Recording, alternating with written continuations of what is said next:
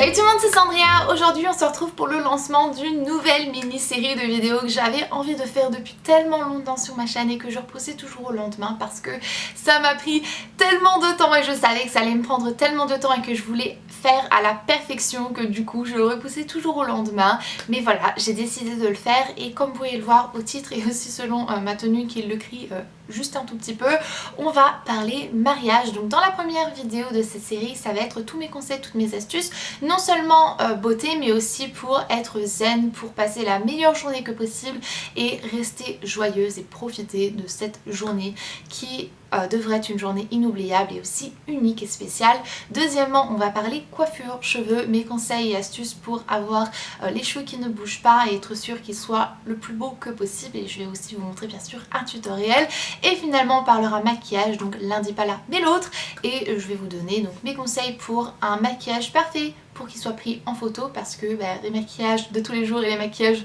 spéciaux pour les mariages etc. sont un petit peu beaucoup différents. Donc on va parler un petit peu de ça, je vous donnerai tous mes conseils pour faire en sorte que votre maquillage soit impeccable dans la vraie vie mais aussi dans les photos, pour que vous puissiez vraiment vous souvenir de cette journée magnifique et que vous soyez belle sur les photos et en réalité aussi. Donc voilà, c'est parti avec la première partie et tous mes conseils, toutes mes recommandations et un petit peu je vais dire mes paroles de sagesse d'une copine à une autre. Donc c'est parti pour le premier des conseils que j'ai à partager avec vous, et celui-ci est de tout simplement déléguer. Donc si vous êtes aussi perfectionniste que moi, vous allez avoir envie de toucher à un petit peu tout et de mettre votre grain de sel dans tout ce qui est normal. C'est votre mariage, c'est votre journée, vous avez envie que ça soit à votre image et que ça soit parfait, etc.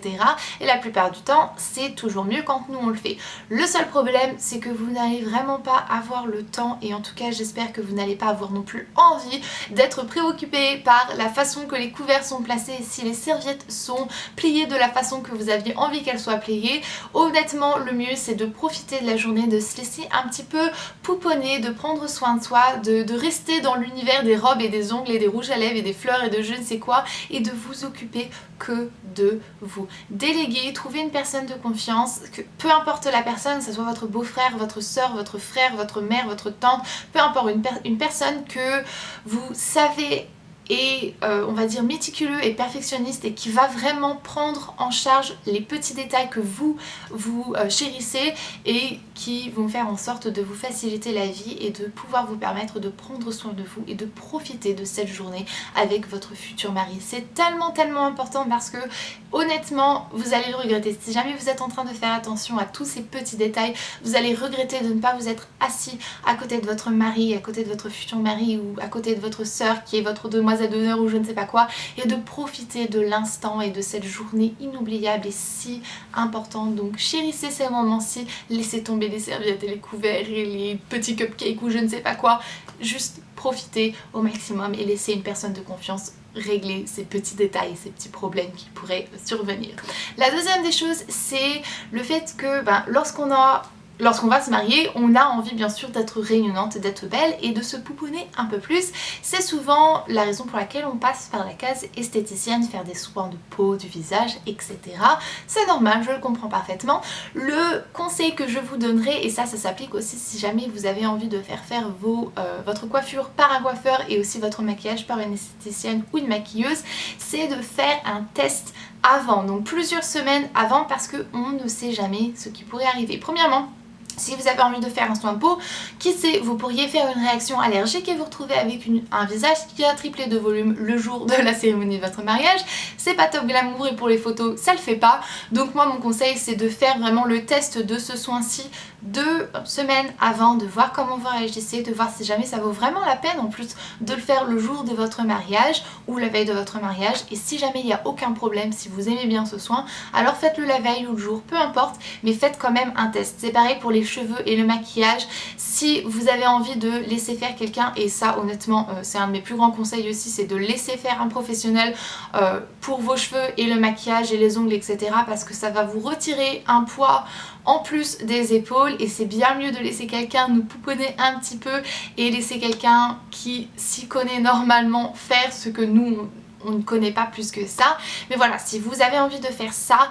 Honnêtement, faites un test avant parce que si jamais vous n'aimez pas la coiffure, il n'y a pas exactement de retour en arrière et si vous êtes chronométré, ce qui est souvent le cas le jour d'un mariage, vous n'allez pas avoir le temps de tout défaire et de tout refaire et voilà, on ne sait jamais et ça se trouve les cheveux et le maquillage pourraient être horribles et que ça ne vous plaît pas du tout et que vous retrouvez à ressembler à je ne sais pas quoi le jour de votre mariage et que ça soit pris en photo et qu'on s'en souvient pendant 50 ans ou plus. Alors bon, voilà, faites des tests, faites en sorte d'être sûr d'aimer à fond la caisse ce que votre coiffeur et ce que votre esthéticien vous présente et si vous n'aimez pas rien qu'un tout petit détail, dites-le. N'allez pas vous faire photographier 250 fois avec un trait de liner que vous n'aimez pas ou une couleur de rouge à lèvres que vous ne supportez pas et qui vous donne un air malade ou je ne sais pas quoi. Faites vraiment attention de faire en sorte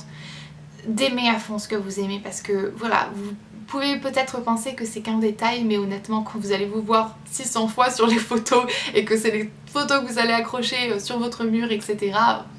Ces petits détails vont compter. Mon troisième conseil, c'est de toujours continuer dans la direction je suis un peu égoïste aujourd'hui et de faire ce que vous avez envie de faire. Si vous avez envie d'avoir du saumon mais que vous savez que oncle je sais pas qui n'aime pas le saumon mais qu'il aime le bœuf, prenez du saumon, ne prenez pas de bœuf. N'essayez pas d'essayer de faire plaisir à tout le monde. Si vous avez envie d'avoir des cupcakes et pas un gâteau de mariage, prenez des cupcakes, faites vraiment à votre goût. Les gens s'ils sont pas contents mais ils attendront le prochain mariage pour être peut-être satisfaits. En tout cas, celui-ci c'est le vôtre, donc faites en sorte de faire un mariage qui vous ressemble, qui vous plaît. Certes on a envie de faire plaisir aux personnes qui nous accompagnent et aux personnes que l'on aime, mais souvenez-vous que c'est pas leur mariage, c'est le vôtre et s'ils veulent un mariage à leur goût, bah ils ont qu'à se marier eux ou alors ils ont qu'à aller à un autre mariage, je sais pas, ils font comme ils veulent, mais faites vraiment ce que vous avez envie. Si la couleur du mariage vous voulez que ce soit complètement noir, mais faites ça du moment que vous, à la fin de la journée, vous regardez vos photos de mariage et que vous avez des étoiles dans les yeux, d'émerveillement, de joie et de bonheur. C'est tellement important, croyez-moi que c'est des choses que vous allez vous souvenir et qu'après les invités ils vont pas nécessairement se souvenir ah mais oui mais non mais on a mangé du gâteau à la fraise ou du gâteau de chocolat et moi je voulais du gâteau au chocolat. Faites comme vous voulez, surtout faites comme vous voulez, c'est votre journée, c'est unique, c'est à vous, ça vous appartient et personne n'a le droit de vous le voler. Mon quatrième conseil est un conseil de beauté cette fois-ci et c'est de faire une sorte de désintoxication 7 jours avant le jour J. En fait c'est très simple, c'est prendre un verre, mettre une pointe de jus de citron, remplir le reste d'eau et boire ça une fois tous les matins 7 jours avant votre mariage. Ça va vraiment désintoxifier votre corps de l'intérieur jusque l'extérieur. Ça va aider à ce que votre peau soit beaucoup plus rayonnante, vous allez vous sentir beaucoup plus légère dans un sens. Ça peut paraître assez bizarre mais le pouvoir des agrumes n'est jamais à discuter et même si jamais vous avez l'impression que ça ne va pas fonctionner, ça fait aussi un petit peu un effet placebo d'une façon ou d'une autre. Enfin bref, le jus de citron c'est quelque chose qui est utilisé lors de régimes ou de désintox etc. et ça fonctionne vraiment très bien et moi c'est quelque chose que je vous conseille vivement de faire pour vous aider à vous sentir un peu plus légère dans votre corps. Pour ce qui est de la tête, après là il n'y a pas grand chose à faire parce que quoi qu'il arrive on est toujours un petit peu stressé la veille de notre mariage ou une semaine avant notre mariage, mais ça au moins ça aidera votre corps à se sentir un peu plus léger. Ensuite un autre conseil est toujours pour boire, c'est faites attention de boire beaucoup d'eau et peu de champagne ou peu de vin le jour de votre mariage. C'est pas très agréable de voir la mariée complètement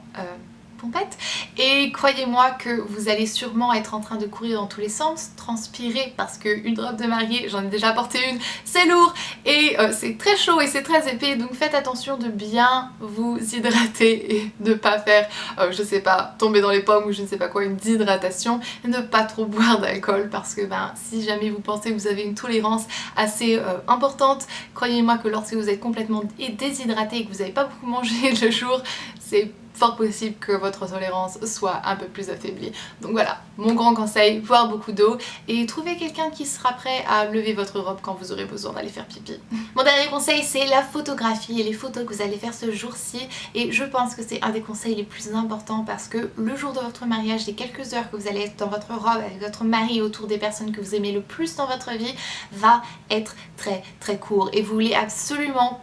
mémoriser tout ce que vous pouvez de cette journée et la meilleure façon de le faire c'est soit de le filmer ou alors encore de faire des photos de votre mariage et de surtout, moi je pense que c'est mieux laisser faire un professionnel. Certes ça a un certain coût mais vous pouvez toujours demander à un des membres de votre famille de vous faire ce cadeau-ci bien sûr, au lieu de le dépenser dans une cafetière que vous avez peut-être, peut-être qu'ils peuvent participer à payer les frais du photographe ou je ne sais quoi, mais c'est quelque chose je pense qui est vraiment très important parce que c'est les choses que l'on va avoir après notre mariage et qu'on va garder toute notre vie, qu'on pourra toujours revenir dessus et regarder à quel point est-ce qu'on a passé une journée magnifique et se souvenir de tous les moindres détails de cette journée en regardant les photos que notre photographe a fait. Si vous avez une personne de confiance qui peut faire les photos, bien sûr faites-le, mais bon voilà, mon conseil c'est d'engager quelqu'un en plus pour faire les photos pour que cette personne soit payée pour le faire et qu'elle soit pas distraite à essayer de danser avec telle et telle personne. Donc voilà, donc merci pour avoir regardé cette vidéo, j'espère vraiment qu'elle vous a plu et que mes conseils vous seront de grande utilité. Si vous avez plus de conseils, de recommandations à partager avec nous, je vous en prie, n'hésitez absolument pas et partagez ces bonnes paroles et ces conseils avec nous dans les commentaires. Donc voilà, moi je vais vous laisser, je vous fais de gros bisous et au fait avant de partir, si vous avez oublié de voir le tutoriel coiffure de la coiffure que je porte spécial mariage avec tous mes conseils pour avoir une coiffure qui ne bouge pas et qui soit la plus belle que possible, c'est juste ici. Et pour mes conseils maquillage et un tutoriel maquillage spécial mariage, c'est juste là, donc n'hésitez pas à cliquer. Moi je vais vous laisser, je vous fais d'énormes gros bisous, ouais bref c'est pas grave, et je vous dis à bientôt dans une prochaine vidéo. Bye!